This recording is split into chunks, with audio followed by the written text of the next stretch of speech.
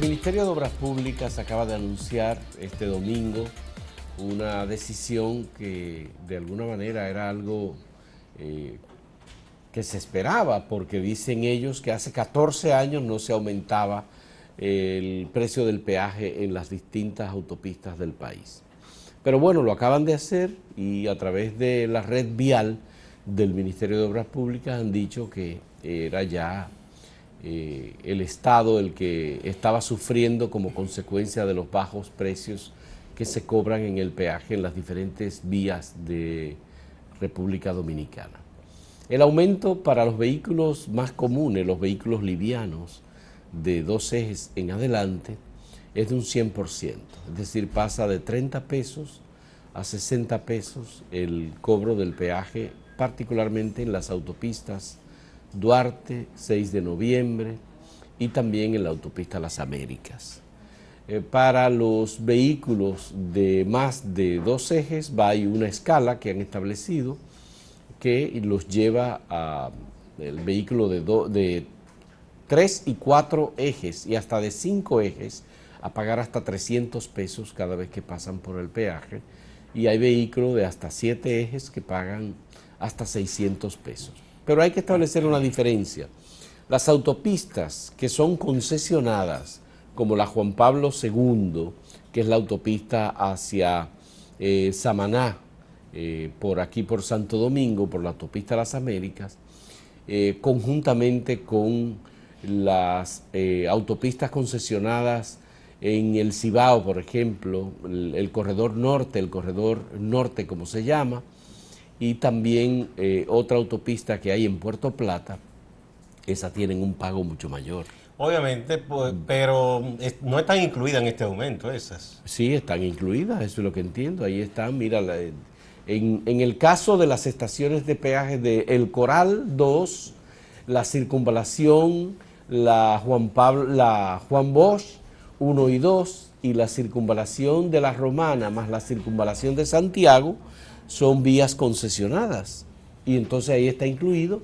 Fíjate que pagan hasta 600 pesos. Porque no veo que menciona la Juan Pablo II. La Juan Pablo II no está mencionada. Ni la de la autopista del Coral. Porque esas pagan un poco más. Sí, porque sí, ciertamente. Sí, esa que pagan tanto y se paga tantas veces. Tú vas de aquí al este y hay que pagar un dinerito, ¿eh? Sí, sí, claro.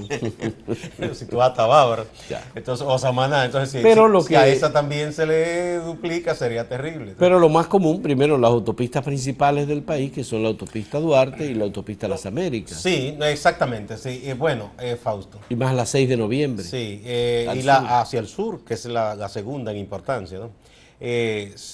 Todo esto uno lo entiende. Y si tú le preguntas a un economista, te dirá de manera técnica, sí, había que indexar, porque si hace 14 años que se establecieron estas tarifas y no se habían puesto al día, obviamente que quizá era necesario, el Estado necesita recursos, el dinero va perdiendo valor, pero al mismo tiempo hay que preguntarse por qué no se indexan los salarios entonces, porque todo se indexa. La tarifa de electricidad cada rato, sin decirle nada a uno, sube. Y la gasolina también. La gasolina ni se diga, entonces todo se toda indexa. La semana. Pero caramba, pero el Estado hace tiempo que a los servidores públicos no les sube un chele, al común de los servidores públicos, porque los funcionarios principales tienen sus mecanismos para ellos mismos aumentarse, ya sea con la compensación por gastos de representación, o que los directorios de entidades se reúnen y aprueban un aumento. Pero a la gente común y corriente que trabaja como servidor público no se le ha aumentado nada. Y tampoco el Estado, por ese hecho, no ha inducido a que el sector privado, de manera general, también produzca un aumento salarial. Se hizo recientemente un acuerdo para los que ganan salario mínimo en el sector privado, pero no más. Entonces, entendemos la necesidad del Estado, pero debería ser consecuente con el resto de la gente, sobre todo los servidores públicos, que necesitan también que se les indexen su salario. De hecho, eso es un mandato. Mira, debe indexarse de acuerdo a la inflación. Bueno, tal vez no han tomado en cuenta que una senadora de Dajabón ha dicho que el dinero, los 250,000 pesos que gana, no le dan ni siquiera para comprar una botellita de agua. Pero eso está resuelto porque ya la gente está haciendo una colecta para tener un camión cisterna en este caso a su servicio. es importante recordar que el presidente de la República, Danilo Medina, en su discurso el pasado 16 de agosto, se refirió al tema del transporte y el costo extraordinario que tiene el transporte en la sociedad dominicana. Él dijo que se iban a aplicar medidas para reducir hasta un 30% el costo del transporte. Eso es importante porque el presidente está reconociendo que este elemento se roba una parte del salario de los empleados tanto del sector público como del sector privado. Y el gobierno ha hecho inversiones extraordinarias para resolver el tema del transporte y el costo del transporte, que es un costo muy alto. Por ejemplo, la inversión en el metro es una inversión impresionante. Pero eso más bien está dirigido a una parte de la capital y de la provincia de Santo Domingo. No abarca el resto del país. Ya. Y es verdad que es una inversión extraordinaria, pero yo no estoy muy seguro que esa inversión vaya a redundar No redunda en beneficio de la colectividad. De la mayoría Un sector, ni se piense. Hay un sector que sí le beneficia. Hay muchachos, estudiantes que viajan muy limpio en su metro, van a la UAS, empleados públicos que ya no tienen que amontonarse en una guagua sucia, un carro público destartalado y peligroso. Sí. Perfecto, pero eso no afecta a tanta gente en el sentido positivo. Ya. Y por otro lado está la cuestión del discurso de Magín Díaz en la Cámara Americana de Comercio, en donde estableció que hay distorsiones muy fuertes en el sistema tributario de República Dominicana y que esas distorsiones había que comenzar a desmontarlas. Yo no sé si se puede interpretar este aumento en los precios de los peajes como una eliminación o una contribución a la eliminación de la distorsión, tomando en cuenta que el transporte, el peaje, incide en el precio del transporte. Es decir, los autobuses que van a pagar no solamente un aumento de un 100%, sino que van a pagar un poco más, tienen, por supuesto, que tomar en cuenta esto al momento de establecer el precio. Tal vez, el precio Fausto, las empresas del pasaje que tienen como Metro, Caribe Tour, Pinal y otras, que hacen largas rutas y que tienen unos horarios establecidos. Y los ejes de los vehículos que son mayores también. Sí, no necesariamente quizás sean impactadas tanto como para subir sus tarifas, pero los que hacen transporte interurbano así como de ruta, toda esta gente que vive un poco, vive lejos de la capital, pero no tan lejos, y que constantemente está moviendo esos minibuses, esos autobuses, transportando pasajeros en rutas cortas, a eso le va a afectar. Porque si son varias veces que cruza el peaje, tendrán que pagar mucho más y evidentemente que quizás eso tengan que subir ese pasaje. Gente que, por ejemplo, está en San hace Cristóbal, rutas desde el 28, San Cristóbal, Villa Altagracia, por ejemplo, Villa Altagracia hacia la capital, toda esa gente. O San Cristóbal, Santo Domingo, Baní, Santo Domingo. Tendrá que, bueno, Baní es un poco más lejos y yo no sé si hagan tantos viajes al día. Pero los que están más cerca, obviamente que les va a afectar. O los que están en Jaina, por ejemplo. Jaina, por ejemplo. Es probable que tengan que hacer algo, ¿no? Habría que ver, o un poco después por ahí en esa carretera. Pero bueno, vamos a esperar cuáles son las medidas que va a poner en marcha el gobierno para bajar los costos del transporte público y del transporte de pasajeros en el país, tomando en cuenta que el presidente tiene unas cuantas ideas sobre esto. El presidente pensó en la capital, porque es del metro que le está hablando, que en el resto del país no hay metro. Yo no sé, esa sí que está difícil, que él logre bajar eso. Primero que los choferes tengan buenos salarios, habló de eso, y un seguro médico y todo. Bajar los precios de los pasajes, pero al mismo tiempo, ¿cómo compaginar esto con lo que planteaba el director de la DGI, Magín, cuando hablaba de eliminar los subsidios? Y muchos de los subsidios la gente inmediatamente focaliza y se da y observa, son los de que se le dan el combustible a los transportistas. Ellos lo ven como los malos de la película, muchísima gente más se le da un subsidio. Pero ese como que a la gente casi le alegraría como un morbo que se lo quiten, porque no sé por qué a mucha gente le caen mal los transportistas, no sé si es porque manejan de manera temeraria o no sé por qué y hacen mucho lío en la calle. Bueno. Y porque hay todo un historial de manejos de irregularidades, incluso con fondos del gobierno, fondos de los ayuntamientos y algunas otras Pero no cosas. solo ellos, es que yo no sé, la gente los ve, yo los digo, y ahí hago de abogado del diablo, los transportistas no hacen más que lo mismo que hacen todas las asociaciones de gente que se reúne para defender intereses. Comerciantes mayoristas, minoristas, empresarios, industriales, todo el mundo se reúne y defiende sus intereses. Ellos hacen eso. También. Que no sean los más elegantes a veces y en el discurso o dirimen sus cosas a veces violentamente, bien. Pero los camioneros son de carga son los peores. Así es. Vamos a hacer una pausa. Claro, ese es un tema tremendo, pero lo vamos a ver más adelante.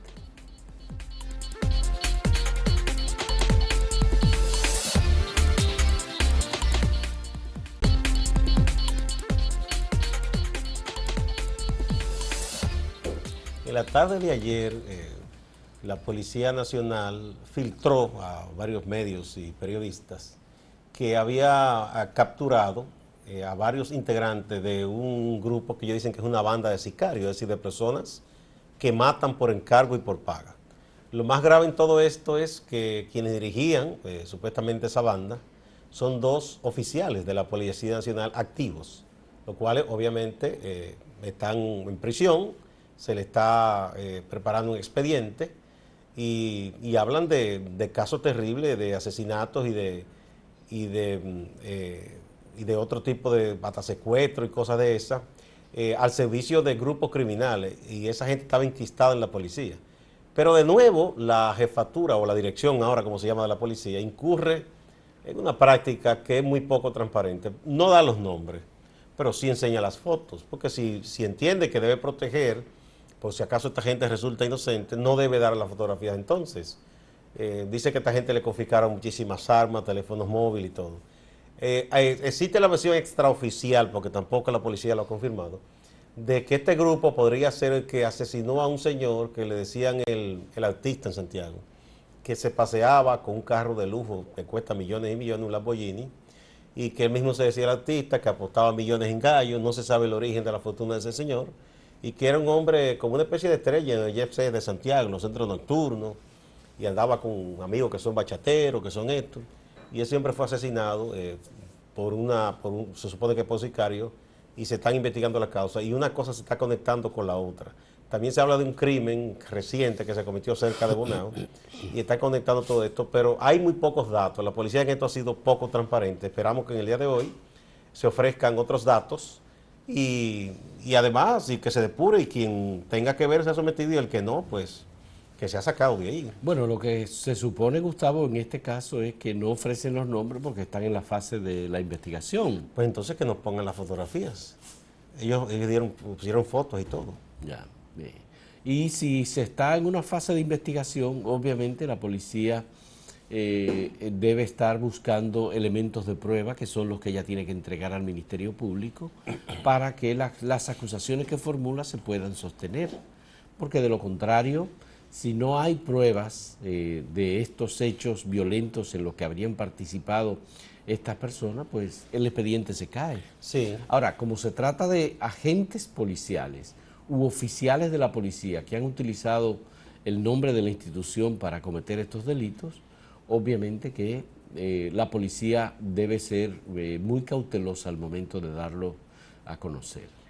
Si ya ellos incautaron las armas y presentaron las armas, los teléfonos, el dinero y muchos otros de los elementos que pueden ser pruebas de la existencia de esta red criminal dentro de la Policía Nacional, lo correcto es que lo digan muy claramente y que no haya... No, se entiende que a este nivel, ese tipo de investigación, no la hace cualquier agente policial, sino un agente policial con la debida preparación para dar seguimiento a un cruce de llamadas, todas estas cosas, tomar evidencia seria, porque es algo muy grave y la policía no se va a autodañar diciendo que un oficial o dos oficiales son asesinos por paga, si no es verdad. O sea, No, pero algún elemento de prueba fuerte para sospechar tienen ellos. la tradición que hemos tenido en los últimos años es que son muchos los miembros de la Policía Nacional que llegan hasta la policía, parece ser que esa es la intención, para escudarse, esconderse y poder hacer sus actos criminales y delincuenciales con la protección de un carné y de un uniforme de la Policía O tal vez llegan Nacional. ahí imbuidos de los mejores deseos y las mejores intenciones, y quizás el sistema los corrompe. Hay muchas tentaciones, hay grupos que quizás ellos los ven muy cercanos con gente por encima de ellos y eso les desilusiona y son cooptados luego, porque eso ha ocurrido mucho con oficiales tanto en la policía como en las Fuerzas Armadas, gente muy buena y de preparación técnica que en un momento dado sucumbe. Bueno, hubo un momento en que la fiscal del Distrito Nacional, Jenny Berenice, informó que de cada 10 delitos que se cometían en el Distrito Nacional, había 9 de ellos en los que estaban involucrados agentes de la Policía Nacional. O militares. O militares. Entonces, obviamente que hay un problema de fondo. Por eso se aprobó una ley de reforma de la Policía Nacional. Esa ley de reforma está siendo puesta en ejecución poco a poco, como parte de un proceso. Hay que darle tiempo, por supuesto. Ya todo el mundo sabe que ese es uno de los aspectos importantes, que el intendente de la policía es una persona que lo que se está queriendo es quitarle el olor a militar a la Policía Nacional. Es un cuerpo civil, dirigido por un civil, que tradicionalmente fue manejado como si fuese una cuestión militar. Incluso tradicionalmente los presidentes han designado a militares como jefes de la Policía Nacional, miembros del Ejército, miembros de la Fuerza Aérea Dominicana. El actual jefe viene de las filas militares, no es un policía originalmente profesional. Eso es tan así que incluso muchos agentes discuten si tú le dices, mira, tú no eres militar. Y dice, yo sí lo soy. Y tienen una serie de ejercicios y formaciones que son propias de los militares. Que son propias de los militares. Y todos esos rangos y esas cosas, pero va a pasar mucho tiempo para que las nuevas generaciones entren a la policía sin pensar que es militar. Y además, para que los que ya están ahí se despojen de esa creencia profunda que tienen en su psique de que ellos son militares. Ya. Y se sienten como tales. Pero bueno, a donde voy es que hay que darle tiempo a la policía para que pueda resolver todos esos aspectos de interpretación errónea y de la percepción que tiene la ciudadanía sobre los agentes policiales. Tú sabes que a propósito de eso, el politólogo Daniel Pou me contó que él hizo un tipo de negocio con una vivienda o algo, con un oficial de la policía. Y hablando al hombre dice, yo soy militar. Y él le dice, ¿de qué rama usted? ¿De la marina? Y dice, no, de la policía. Y entonces Daniel Pou le dice, mire, usted no es militar. Y tuvo que explicarle para convencerlo durante varios días, porque el hombre estaba convencido Sí. de que él era militar. Y tuvo que buscarle la Constitución, buscarle la ley. Ya. Pero bueno, Gustavo, esta cuestión de que agentes de la Policía Nacional estén participando o sean miembros de una banda de criminales, de sicarios, es algo que afecta terriblemente la imagen de la policía y que consolida de algún modo una percepción que tiene la población de que la policía es un ente delincuencial, que no se puede confiar en ellos, que hay que tener cuidado, que si usted va por una acera y por allí le aparecen 2 agentes policiales, usted se tiene que echar al otro lado para evitar. Y esos son los menos peligrosos, porque son- quizás eso es lo más que van a hacer, extorsionarte o pedirte un par de pesos, o quizás si te dan una atracadita y tú no te insubordinas, no te van a matar. Peligrosos son esos grupos organizados que hacen esa labor conjuntamente con el crimen organizado, porque ya eso se trata de un asunto de mayores, ¿no? O sea, es un crimen de alto nivel. Tú dices que lo están vinculando con el crimen en De Santiago. ese señor que contra decían el artista, que andaba en un artista. Lamborghini, que decían que el hombre hacía ostentación de riqueza y no se sabe cómo lo obtuvo. Un hombre joven. Yo vi una fotografía de él con unas cadenas muy Sí, sí. grandes, que son cadenas aparentemente de alto valor porque tienen oro. Sí. Y entonces, obviamente, eso envía un mensaje. Sí, es una persona que tiene dinero, ciertamente. Vale, Sí. eso es un tumbe entonces. Señores, volvemos en un momento.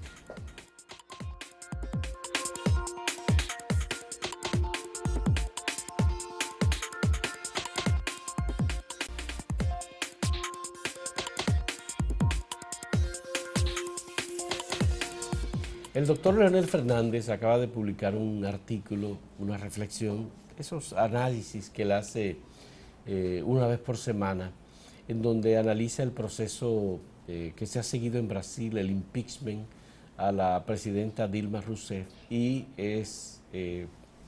tiene la opinión, el punto de vista de que aquello fue un arrebato del poder y un abuso de las autoridades del Congreso y particularmente del Senado contra la presidenta Dilma Rousseff. Es una opinión bastante generalizada en el ámbito de los países que han sido, digamos, filoizquierdistas, es decir, Ecuador, que retiró incluso su embajador, en Brasil, conjuntamente con Bolivia, que también lo hizo, Venezuela, que también lo hizo, y han llamado golpe de Estado la destitución de la presidenta Dilma Rousseff. Cuba, sin embargo, ha emitido una comunicación de protesta frente a la cuestión en Brasil, pero no ha retirado a su embajador, porque Cuba tiene unos proyectos económicos muy importantes, que son, por ejemplo, el proyecto del puerto, es importantísimo, el puerto de Mariel, que está siendo construido, fue construido por una empresa brasileña, y Odebrecht. Y, además la exploración petrolera también. Tienen temas relacionados con la explotación petrolera, tienen otras negociaciones vinculadas con la generación de energía a partir de subproductos de la caña, es decir, hay varias cosas que son importantes para el gobierno de Cuba y por tanto Cuba en este caso no ha retirado su embajador. Pero Leonel Fernández entiende que es un golpe de Estado el que se ha dado a lo la que dice el Dilma expresidente dominicano Leonel Fernández, que es uno de los líderes de UNASUR y del Foro de Sao Paulo, es coherente con lo que él ha pensado. Hay que recordar que cuando ocurrió el golpe a Chávez, Leonel Fernández, Vicente Fox, que entonces era presidente de México, Leonel Fernández, expresidente, fueron de las voces más altas condenando ese golpe y también presionaron, diligenciaron para que se pusiera en vigencia en ese momento la carta de la OEA a favor de Chávez, que funcionó y Chávez fue repuesto en el gobierno. Él es coherente en ese aspecto. En el caso de Venezuela, él se ha opuesto a que se use la carta porque derivaría quizá en una destitución de Maduro y él no está de acuerdo, está con el diálogo. O sea que en eso es coherente, Leonel. Yo pienso que ese grupo de países, más que todo, actúan así, los que han apoyado o han condenado la destitución de Dilma, porque pertenecen a este foro de Sao Paulo, que es un mejunje raro, porque ese foro se fundó en un momento de declive de los países de socialismo real, con todo aquello que ocurrió en la Unión Soviética y eso, y en principio acogieron a partidos declarados como partidos de la izquierda, luego los fueron sacando. De aquí sacaron a varios partidos que se acercaron, si mal no recuerdo el PST, en ese momento era Fuerza de la Revolución también de Narciso, y varios más los sacaron porque entendían que eran muy hacia la izquierda. Y eso se fue como hacia un centro raro. Es interesantísimo leer lo que han estado diciendo, por ejemplo, Frei Beto, amigo de Lula, amigo de Dilma, que ha condenado la destitución y dicen que es un golpe. Sin embargo, Frei Beto dice que ese gobierno le dio la espalda a los sectores que lo apoyaron. Y que eso explica el hecho de que entonces la derecha con la que ellos pactaron para llegar al poder se aprovechara de eso y le dieran ese paso. Él dice que el programa, por ejemplo, de subsidio a la gente, hasta de nombre se le cambió. Y lo que se convirtió fue en un programa simple de subsidio para hacer a la gente leal al gobierno, porque Frei Beto entiende que lo que ha hecho el PT y la coalición que en principio estuvo apoyada por la izquierda, es simplemente concentrarse en ganar elecciones. Y que si es verdad que mucha gente ha tenido mejor vida, pero es en base a subsidio, no se le ha hecho independiente como él concebía, eso lo advirtió a Lula eso. Eso se parece mucho a lo que pasa aquí en otros países. Dice, que sacamos tanta gente de la pobreza. Una persona que el Estado le dio una tarjetita, un subsidio, puede ser que coma ya todos los días, pero esa gente no ha salido de la pobreza. Esa persona es un dependiente del Estado. Entonces, de alguna manera, lo que pasó en Brasil también, porque esa es la otra parte que no se ve, y estoy en contra de que se destituyera Dilma. Ese Estado, las arcas estaban quedando exhaustas. Una por la gran corrupción y otra porque usted no puede mantener a mitad de la población en base a subsidio. Ajá, y el resto que trabaja de verdad y paga impuestos, ese no vale también. Sí. Sobre todo si usted pretende que sea una economía de mercado. Ahora, si usted quiere socializarlo todo, ok, muy bien, pero esa no es la razón. Bueno, hay un símil que algunos están tratando de hacer, que lo que ocurrió en Brasil con Dilma y su destitución, el proceso de impeachment, que ya los brasileños tenían la experiencia de impeachment en contra positivo, es decir, que había funcionado en contra de Fernando Collor de Mello, que ocurriera también en Venezuela, por parte del Congreso, que es un Congreso... pero no creo que exista el impeachment en Venezuela. No, pero está el revocatorio. Eso es otra cosa, y tiene el pueblo que votar. Pero es un revocatorio en el que el Congreso lo trata de poner en marcha el Tribunal Electoral tiene que tomar una especie de reglas para contabilizar las firmas, etcétera, y hacer una convocatoria para él. Lo que está haciendo el gobierno de Venezuela es tratando de impedir que esto ocurra. Y hasta ahora ha tenido éxito poniendo una táctica dilatoria, largas y largas al asunto. No es tan fácil para la oposición. Entonces, en el caso de Venezuela, hay muchas dudas de que ya hubo una manifestación muy grande la pasada semana, la toma de Caracas, y Leonel Fernández está participando en los procesos de negociación. Hay un vicepresidente de Venezuela que acaba de dar unas declaraciones diciendo que todavía hay tiempo para una negociación en Venezuela. Leonel Fernández, que ha sido de los autores del acuerdo para que la oposición y el gobierno traten de negociar una salida a la diferencia que tienen, ahora plantea que la destitución de Dilma es un golpe de Estado, sostiene el mismo criterio de Luis Almagro, el secretario general de la OEA, que tú sabes que se ha expresado en este sentido, rechazando la destitución de la presidenta de Brasil. Bueno, lo que sí pienso yo que debe hacer el gobierno de Brasil es tratar de ser serio en el aspecto de la transparencia, porque ese mismo Michel Temer y otra gente que hay ahí, es gente que ha sido vinculada a corrupción, a gran corrupción, porque a Dilma, hay que decirlo, ella personalmente nadie la señala como corrupta. Ella dice que violó unas leyes respecto a autorización de cifras y partidas y cosas en el presupuesto y asuntos fiscales, pero no la señalan como corrupta. Ahora, gente alrededor de ella sí. Y el PT obviamente pactó con empresarios, inclusive sometidos y condenados por corrupción. La gente de Odebrecht, de Andrade Gutiérrez, de otras empresas. Y ni qué decir lo que pasó en Petrobras y en Broward. Todo eso en un gobierno de un partido proveniente de la fila de la izquierda, en el cual ha ido muy bien a los altos empresarios brasileños. Una cosa rara. Señores, así es. Muchas gracias. Hemos terminado el comentario por este día.